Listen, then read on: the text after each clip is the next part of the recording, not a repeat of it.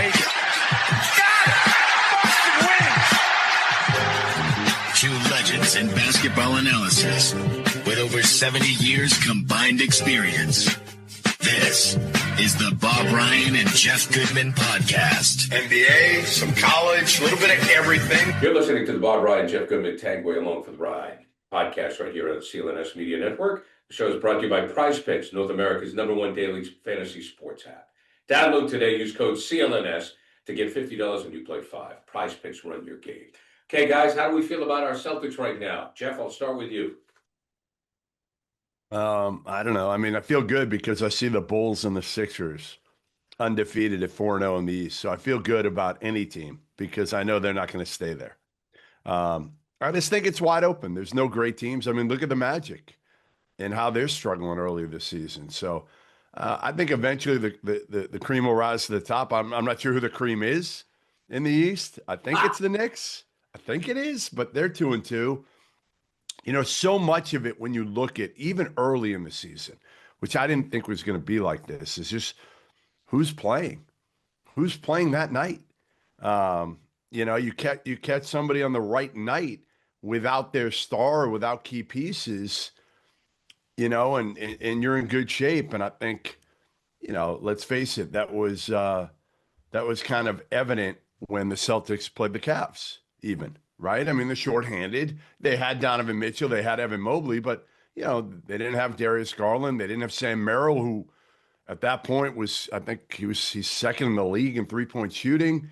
And the Celtics are full strength. And as long as the Celtics are healthy and there's not a lot of load management with their two top players, they've got to have Jaylen Brown and Derek White out there every night. If that happens on most nights, they're going to have a chance to win unless you're playing some of these elite teams that are at full strength. Well, I'll stick with what I said before the season, and that is the floor is 37 wins and the ceiling is 45, I think. I think they're a 500-ish team that puts you on either side of 500. And if they play the way they did against the Cavaliers, then the 45 is feasible. It's not going to go that way every night. I got a few numbers on the three-point mania is just out of control. But anyway, not just them, everybody. But anyway, it was an encouraging game. Look, they have what I call components. They got a lot of components. They got a lot of okay players. You know, they can do. They belong in the league, but they're not great players. And if Joe Mazzulla has got the mix and match on a nightly basis. He's trying to find combinations. He's trying to match up with other teams. I noticed that Boucher got DNP'd after, you know, that won't continue, I'm sure. He'll find a place for him. But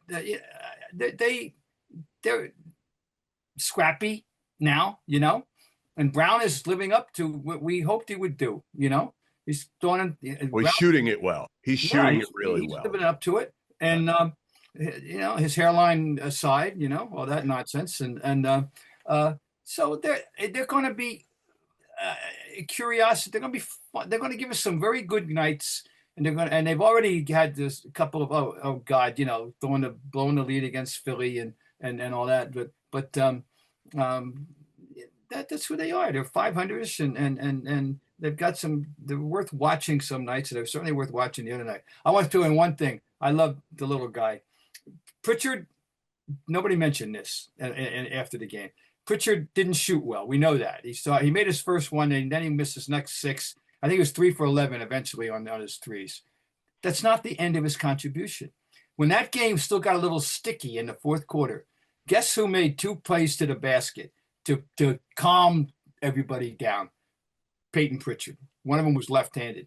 He is a resourceful, clever, intelligent, just a nice little ball player. Don't ever take him for granted, people. The guy's good, and we were lucky to have him. Well, and that's why I get frustrated, and we will hammer this probably every time we speak with the three-point shot. So I'll pose this to, I know how Bob feels, and Bob, feel free to jump in, but let me pose this to Jeff. If the Celtics' philosophy changed to be do whatever it takes to win this particular night, how would it impact the end result? Yeah, I mean, but are they going to do that? I mean, Well, yes, they're it not going to sounds do that. But Jeff, it they're not sounds going great in theory. to. Well, this is what the show is. We're going to change the name. We're going to change the name of the show to the Tanguay Theory. Okay, so for theoretically, if they did change and they said we're going to do whatever it takes to win this particular night, meaning we won't shoot threes, we're going to go interior, or we'll shoot threes. How would that change the record, or would it? I don't know if it would with this team. I'm Yeah. not sure it would with this group. Right. Well, Because that's I actually think this group right now, okay, if you're going to play Pritchard and Hauser, right now, Pritchard, first of all, he's only shooting 19% from three so far. That's not going to continue. No, of course not. But he's playing 34 minutes a game. Sam Hauser's playing 24 minutes a game. Like Derek White is not shooting the ball well. He's a better shooter than this. He's shooting 25%. So I'm actually fine with this group. If you're going to give heavy minutes to Pritchard and Hauser, I'm okay saying let it fly. And, you're going to have some big wins and people are going to be like, whoa, look at what this team can do. And then you're going to have some bad losses when those shots don't fall. Now, having said that about Pritchard and Derek White, Jaylen Brown shooting the hell out of the ball. He's not going to continue shooting 45% from three. So the numbers, again, it's like the Chicago Bulls being 4-0. The numbers early, you can't put a lot of stock into them after 4 or 5 games. Let's get a 30, 40 game basis to evaluate this group of Celtics. And then we can figure out, okay, after 30 games, where are they? Yeah. Are they 7 games under 500? Are they at that point, at a point where you're saying to yourself, okay, you know what? It's better to tank and shut these guys down. Or, no, you know what? This is a fun team. Let's let it ride out. Let's see if they can maybe get in and avoid the play-in and have a little fun here. All right. Yeah, I agree. I mean, that people just shouldn't have great expectations, but that doesn't mean that they're a piece of crap either. They're not. They got some components. They got some guys, and it's, I want to see Hugo play more. I want to see Hugo. Well, we play thought he more. was going to. There's so many guys. You're right. You got him. As I said, Boucher was start playing early. He's not playing. I'm sure he will. Minot, got to have him in there. And Simons again. My big thing with Simons is get him shots, and he's actually been fairly efficient. I think he's your guy. That again, I think he's the X factor this year in terms of not what they're going to do this year, but like, okay, let's evaluate him and see if you want him to be a part of this team going forward, or if not, can you build up his trade value as much as you can and maybe trade him in a deal to get a draft pick or something like that this year coming up. Which the rest of the world assumes is the case. Yep. Rightly or wrongly, that's what people think, and that's because people are so ambivalent about him. Right. That we know he can score, but we know he's been indifferent on defense in his life. He is so far. He is what he is. Is there something else he could be? That's what we're going to find out this year. We want to find out. Hey, we'll be back to the show in just a minute. Prize Picks is the best place to turn your sports knowledge into cash. With millions of members, Prize Picks has made daily fantasy sports accessible to all. You just pick more or less on at least 2 players for a shot to win up to 2,000 times your cash. Run your game all season long on Prize Picks. Prize Picks is the best place to win cash while watching sports. Join millions of users and sign up today. They put their members first, so all withdrawals are fast, safe, and secure. When your picks hit, you can get your money in as quick as 15 minutes. So you just pick more or less, like Jordan Brooks, Miami terrific defensive player, more or less than 7 tackles this week. He's hovered, it's about his average per game. Drake May, 20 or more completions, more or less this week for the Pats. Make your pick with Prize Picks. Download the app today. Use code CLNS to get $50 in lineups after you play your first $5 lineup. That's code CLNS to get $50 in lineups after you play your first $5 lineup. Prize Picks. It's good to be right. Hey, Bob, Jeff touched on the pretenders at the top, Philadelphia, Chicago. Do you see Philadelphia in the same boat as Chicago, or is Philadelphia, if the big guy stays healthy, finally living up to expectation? I know, small sample, Jeff's right. You got to go 30 games. Yeah. But what do you think about the Sixers? Well, I mean, Jeff, it's Embiid. Is he out there or isn't out there? He's out there. right now he's playing in the 20s. His numbers, he's averaging like 16 points a game in only like 25 minutes. Yeah. The story right now, Maxey is moving up. And Edgecombe. No, the story they is got VJ Edgecombe. Right. Edgecombe is a huge addition. Yeah. That what didn't have last year. Edgecombe is after 4 games, he's a dazzling rookie. Yep. Yeah, very important. Maxey has already had a 40-point game. Maxey's playing as well as he's played. We know he's awesome. I'm a suck up to Maxey. I didn't see this coming. I gotta say, I saw him in college. I saw him in AAU ball. I never saw this coming out of Maxey, where like he's the next Andrew Toney, in my opinion. like that's who Maxey has become for me, and even more versatile, because Toney was a one-dimensional scorer, where Maxey can also set people up. But to me, the other storyline to the Sixers, Gary, is, hey, do you really want Paul George back?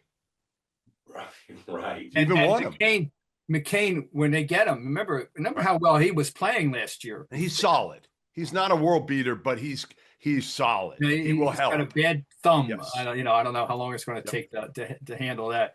But just to reinforce with Embiid, he's playing 21 minutes a game. He's averaging 16 points, 15 rebounds, and 2.5 blocks. Don't forget, you can't sleep on him when he's out there. But do you trust him being out there? Do you trust him being out there when it matters? Well, no. That's my problem with Philly. Right. You don't trust. They're not going to be healthy. Now, as far as Jeff, I know you're you're skeptical about Chicago, right? Yeah. You said yes. They're not doing the tank job. They should be. Let me tell you what. I mean, I looked up just. What's going on? They've got an extraordinary balance right now. Yeah. They've got 7 guys averaging at least 7 points, 6 guys averaging at least 12.5 points, and led off by Giddey, who's averaging 19, Vucevic 18, Buzelis, I want to talk about him, 16, Herter 15, and Desanu 15. Yeah. That's great balance. Great balance. I'll tell you who's Matthias Buzelis has sneaked up on me. I don't know about you, Jeff. You. I saw him at Brewster Academy years ago, Bob, when nobody knew who he was. Almost dropped. When I noticed that he went to Brewster, I said, "Oh my God!" And then I left Brewster. This is going back 4 or 5 years ago. Yeah, and saying he's the best offensive skilled player in the country out of that class, and then he went. Sunrise. I think he went to like Overtime Elite or some other Kansas. school, transferred out. Sunrise in Kansas. Yeah, that's what it was. And so, but he, by the way, did you check his background? Yeah, he's from Chicago. Yeah, but he's Lithuanian heritage, and his entire family, it's a basketball family. Yeah. Fathers, uncles, grandfather, mother, everybody played. This kid's got he can play. He's got Offensively, he can play, guys. I just feel bad for Billy Donovan, because look at the roster, and I know they're 4-0, but look at that roster and tell me there's a worse overall roster in the NBA than that. Well, tell me. Go ahead, find one. All right, I'll have to do the research. I mean, there might be 1 or 2 that is a roster full of mediocre players, period. Now, okay. And they're doing it all wrong. They're doing it all wrong by winning games and not tanking. All right. Well, they're it's what's happening right now. Okay. I just want to throw a couple of names out. Well, right now that are jumping. You probably can fill in the blanks here. Ryan Rollins. Yes, Toledo. Ryan Rollins had 32 last night for the Bucks. Yeah. And they had 8 guys in double figures, by the way. That speaks well to them last night. But tell me what you know about Ryan Rollins out of Toledo. Yeah, I mean, played for Todd Kowalczyk at Toledo, was kind of, and I think that's the biggest difference in today's NBA, Bob. The biggest difference is you find these guys in college that you're like really good mid-major player, or maybe went under the radar, and now you look around in the league and you're like, man, like even Austin Reeves, he was a good player in college, but like, right now, look at what he's at, 34. I mean, it's only been 5 games, and I wanted to get to him. It's incredible. If you want to use it's a little early to talk about breakout, but I mean, he's elevated his. I mean, it's staggering what he's doing. Staggering. Really. It is. No doubt. No doubt. So, I look at the second unit of a lot of these NBA teams, and I say to myself, like, man, I can't believe he's on the roster. a lot of nights, Bob. A lot of nights. I'm looking through the box scores and be like, wow, I can't believe he made the NBA and is playing. But part of it is load management. That's part of the reason these guys are getting minutes some nights and wouldn't be given the opportunity in the 70s or 80s. Yeah. They wouldn't have played much because you weren't playing guys. You were playing, 8, 9 guys, and that was it. You weren't going deep into your bench every single night. Now they have to because of load management. Roston Reeves, folks, in case you haven't been paying attention, 5 games, you ready? 28, 41, 51, 25, 26. And he's not doing it with a 3-point bombardment either. He's 15 for 39. That's all in 5 games on threes, which is, I'm saying so Austin Reeves. I just want to throw that name out there. Okay, we got to get to the 5-game MVP. If we're giving the MVP tonight, there is no question. I'm going to give you this guy's number. See if you can guess who it is. 40 and 15, 29 and 12, 31 and 14, 24 and 15, 27, 18, 6, and 5 blocks. Gee, who could that be? I guess it's Victor. You got it right. It's got to be Victor, right? Holy. And they're winning. And they're winning. They've won every game. 5-0. That's the part. That's the part that I think surprises people. But they've done a great job building. Losing enough early with Victor that you can get good draft picks like Dylan Harper. And I thought Castle, that class wasn't great, but I thought Castle, I said it immediately, he should have been the number 1 overall pick a couple of years ago. Because he's asserting himself. He can guard. They've got guys that are high character, tough around Victor. And the NBA is loving this because they're going to get a playoffs with Victor now. And it could be like, they need that. I look around and I'm like, there's not a lot of, you got the old guys, Gary. You got the guys that are going out now, right? That have got a couple of years left. Obviously, LeBron's probably got a year left, but Steph, KD, whatever. And then there's like a gap, I think. Then there's a gap, and you got all these young guys, right? And Victor, they need Victor to be a guy that, because he's the most intriguing guy in the NBA by far. By far. What you're saying is, I want to remind people, he is 21 years old. Right. He is 21 years old. Yeah. Funny story in Athletic yesterday about this thing about how tall is he? Yeah. And they keep measuring. He's either 7'4" or 7'5", and he hates this. He does? He hates this. He said, "It's not who I am. It's not with the." He says, "It's not the most interesting thing about me." He said, "He's been living with this his whole life." He said, "I lived with this my whole life," and of course he has, And he doesn't want. And then they got into the subject of guys rejecting their height. They claimed that get Garnett. I said he was 6'13", And KD. the most KD. Bill Walton. Right? Bill Walton never wanted to be known as a 7-footer. Right. He wanted to be 6'11". So then one year when he was here, we had the team photo, and he's taller than Parrish. We know he's 7 feet. So we said, Bill, we showed him, Bill, here's the picture. He said, camera angles.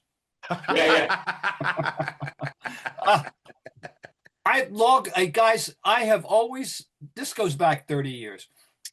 There's an unwritten book in sports, and that is The Psychology of the Big Man in basketball. Right. And the big guys who are embrace being big and the big guys who hate being big. Ralph Sampson, in my opinion, hated it. If he could have paid $1 million for an operation that would have made him 6'4", he would have paid it.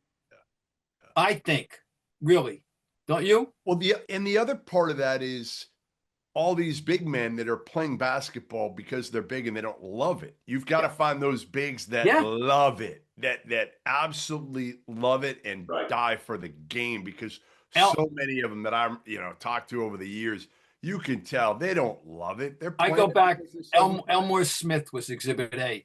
He didn't want to. He was the original kid walking down the corridor in high school. Hey, you should go out for basketball. He didn't love basketball. Yep. I don't think. I'm thinking somebody very important. Okay. Oh, Artis Gilmore. No, not him. I'm not sure about him, but I know Elmore Smith was fit in that category. But the psychology of the big man. Lee Montville once wrote a column. I know after a game in which this topic somehow arose. He hit upon it 30 years ago. But I just think it's fascinating. It would be a cool book. It'd be a cool book because especially talking to the ones that are done playing now. Would they admit it? Right? Would they admit, hey? Would you love to know? Yeah. I think Wilt embraced it. Yeah. I think Wilt was okay with it. And he had a house that he built with proportionate furnitures, Right. And he also, I don't know if you know this story. He was very friendly with Willie Hardtack, the great jockey, and he had a small chair built just for Hardtack to sit in. Oh, one more. I'll give you a great example.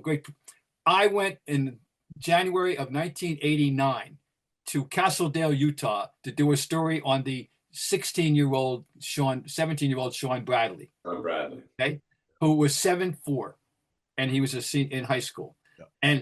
And we got talking about this whole thing, and he said he doesn't mind it. I'm used to it. I'm okay with it. He said, but there's only one problem. What's that, Sean? It's getting harder and harder to ride a horse. That was the. I like the book idea, Bob. I'm shocked nobody's written it. To be honest, I've been thinking about it. Come on, but I'm too lazy to go out and do the research now. It's too late. You got to get somebody ready in their prime. I want to touch just on Wembanyama just a little bit more. So, is he the next face of the league, Jeff? And I'm not. Look, I'm not saying he's these guys, but as you mentioned, there's been a gap. There's been a gap since LeBron got older. Like, is he the new, I don't want to say the new LeBron because people are going to take it the wrong way, but from a marketing perspective, is he the new Bird, Magic, Jordan, LeBron? Yeah, just because I don't know if his personality is able to handle it. I think it probably is, but he seems kind of like a quiet, laid back dude. I just think what he can do at his size, everything makes him marketable, right? Like, here's this 7'4", 5", whatever you want to call him, kid that is able to go down, drill a three, come back on the other end, block a shot, go get it, handle it, bring it up the court, and then go dunk on somebody. Like, we've just never seen anybody. Bob can speak to it more than me, but like, we've never seen anybody close. Chet Holmgren, I always said, they played in a game years ago. It was like a U.S., it was some sort of Olympic type deal. And I remember them standing next to each other, and I watched the game, and I'm saying, like, Victor's just a better Chet, because Chet can do a lot of these same things that Victor can do. Yeah, he can. But Victor's like, he towered over him. I mentioned Ralph earlier. I want to say Ralph kind of set the table in some ways. He expanded the shooting range of of a large guy. Yeah. He's 7'4". He expanded the shooting range. He did some moderate little guy things, but no way, could he have ever imagined handling the ball the way that you could legitimately say, Victor, you're the point guard. You could say it. He could bring the ball up. He can run the team. Yeah. Now but Ralph kind of set the table a little bit in that guy. But Ralph didn't want contact. Ralph didn't want controversy. Ralph didn't want, Ralph was a psychological. He didn't want attention. It was like he didn't, again, one of those that you just felt like, did he ever love it? That the night before Game 6 in 1986, after they had that rowdy game in Game 5 with the fight and Seasting and everything, and Celtics got pushed around on the boards in that game. Believe me, that was bad. So now we come back, and Larry said that he's watching the news on Saturday night, and he's watching, and the Rockets arrive, and they sees Ralph, and he says, he took a look at Ralph, and he said, I don't have to worry about him tomorrow. So Ralph was one other, we got one thing I want to mention, and is don't sleep on the Nuggets. Yeah. Don't sleep. you know who is still the most amazing player in the league, and they are playing well, and they're not going anywhere. Well, here's what I'll say about them is I actually think getting rid of Michael Porter Jr. helped them. Uh-huh. They're playing Christian Brown now, and Yeah. a lot. And He's you know what you're and getting. by the way, playing and paying. and you know what you're getting out of him. So now you've got Aaron Gordon, who's a killer, who's expanded his game. Right, he's a killer. He plays hard all the time. He's like the ultimate NBA guy you want in your team. And you added Bruce Brown back, right? Like Bruce Brown off the bench is a killer. Yep. And again, Jamal Murray can be up and down at times, but you needed somebody a little bit more stable. Mm-hmm. And that's what Christian Brown, who's has taken Michael Porter Jr.'s minutes. That allows that gives him that. So I'm with you. I think Denver might be my favorite to win it all. I think they might be my favorite to win it all. Here's something I'm going to talk about. What the rash of scoring right now. Scoring is big. We've had 16 40-point games by individual players already. 4 50-point games already. Scoring is up in general terms, you know, what do we, and it's not, and I don't think it's just the three. I don't think it's just the three. I think the pace, I think more people are wanting to push it up and get into the offense, and but something's going on. You know, we have to see how long it lasts, whether if we still have this conversation at Christmas. But scoring is up, and it's. I'm just saying it's very interesting. I mean, all these individual guys racking up big scoring games. So, you know, anyway. We will keep an eye on it. Bob, Jeff, thank you very much. Great stuff as always. You've been listening to the Bob Ryan, Jeff Goodman, Tanguay Along for the Ride pod. Proud member of the CLNS Media Network. Shows brought to you by Prize Picks, North America's #1 daily fantasy sports app. Download today and use code CLNS to get $50 when you play 5.